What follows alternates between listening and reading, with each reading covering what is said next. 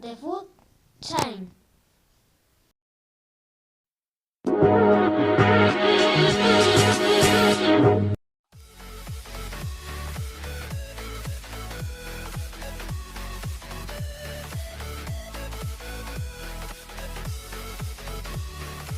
No matter where on Earth you go, living things are connected to each other.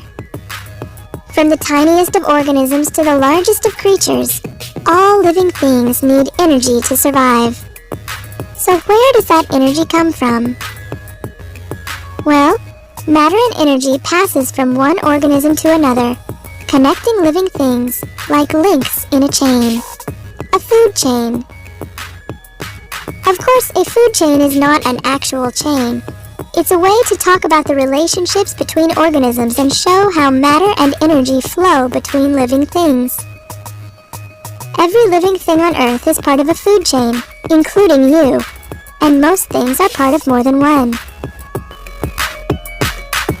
All of the energy in Earth's food chains comes from the sun.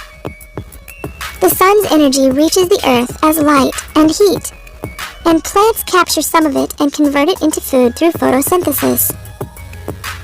Because plants make or produce their own food from the sun's energy, they are called producers. Every food chain must begin with a producer. For example, grass. That's because animals cannot create their own food. They must eat or consume energy from other sources. That's why animals are called consumers. The second link in a food chain is a consumer that eats plants, an herbivore. When an animal eats plants, some of the energy the plant captured from the sun is transferred into the animal's body, where it is used for things like moving, breathing, and growing. An herbivore is called a primary consumer.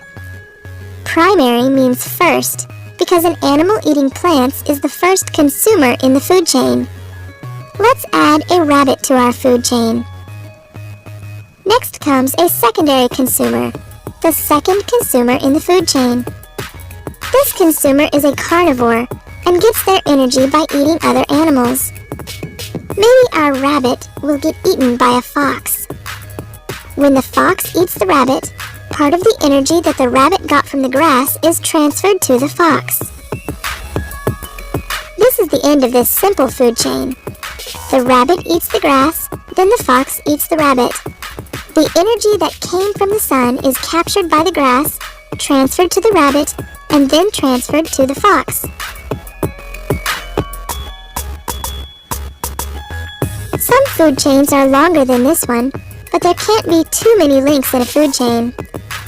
Each animal in the food chain uses up a lot of the energy from the previous level instead of passing it on, meaning that only about 10% of the energy consumed by an animal will be passed on to the next level.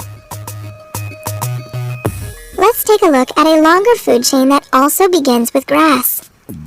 This time, let's make our primary consumer a grasshopper. The grasshopper eats the grass, and then gets eaten by a secondary consumer, a bluebird.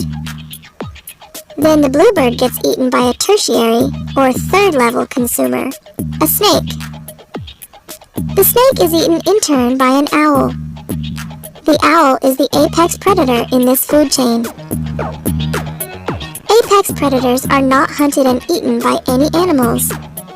We say that they are at the top of the food chain. You probably recognize a lot of apex predators, like lions, sharks, eagles, and crocodiles. Just because they don't get eaten doesn't mean that they don't contribute to the food chain, however. When an animal dies, their body is broken down by decomposers. Decomposers are usually bacteria and fungi that break down dead plants and animals into nutrients in the soil, that in turn help the plants at the beginning of the food chain to grow. It's the circle of life. Natural ecosystems usually have more complicated food chains, however. A network of interconnected food chains is called a food web. The arrows are used to show which direction the energy flows and help keep track of the connections between organisms. Now that you understand a little bit more about food chains, See if you can find the connections between living things around you.